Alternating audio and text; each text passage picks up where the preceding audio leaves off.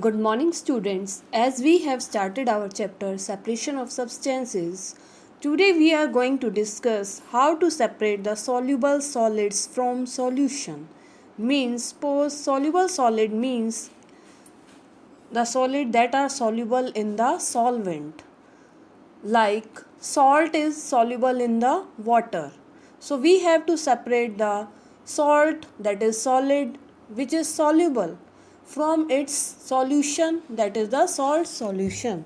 So what method we will use? We can use the crystallization method or either we can utilize the evaporation method.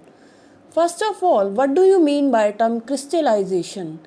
Crystallization is either a natural or the artificial process of formation of solid crystals precipitating from a solution, melt or more rarely deposited directly from a gas.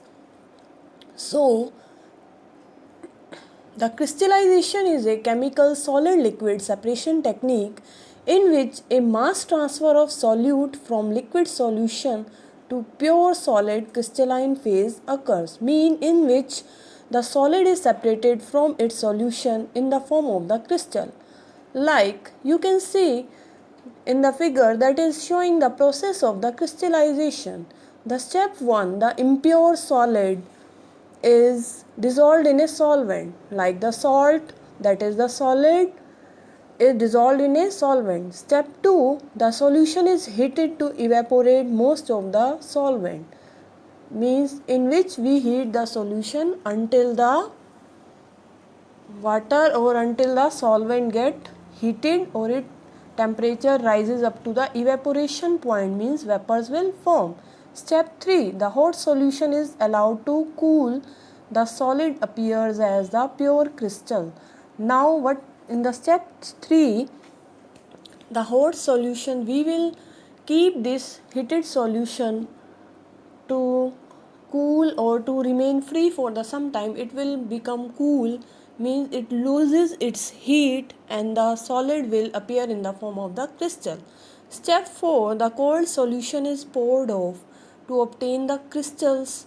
The crystal may be dried by pressing them between sheets of the filter paper, means we pour the cold solution to get the crystal and we can dry the crystals with the help of the filter paper. Okay, so this is about the crystallization process. We will use the crystallization or making the crystals in the lab, like we are making the ammonia crystals. Okay, next method we can use for the separation of the soluble solid from the liquid is evaporation. Actually the term evaporation means that contain the vapors. Vapors means the conversion of the liquid state to the gaseous state, means in which the particle will become, means particle will having some space between them. So evaporation is a process in which liquid changes into gaseous form on heating, means by raising the temperature we can convert the liquid into the gaseous form and allowing the liquid to the evaporate and leaving the soluble solids behind, means we will heat until the evaporate will form and only the solid left behind. We will also use this for the salt solution.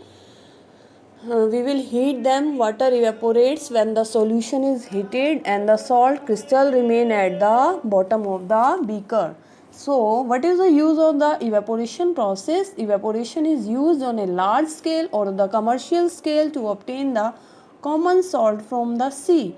As the sea water contains the large amount of the salt, means it is a salty water. So it is not possible to drink the salty water because the salty water cause the BP problem, that is the blood pressure problem. So we have to remove the salt from the water. So we can use this process on the commercial scale or the large scale.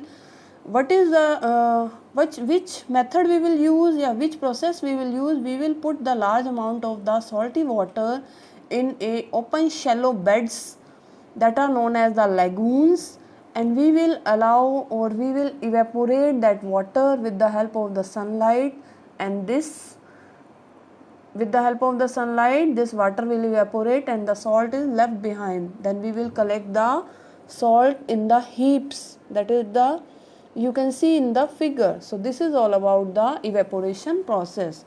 So what we have discussed today about the methods of separation of the soluble solids from the liquid solution.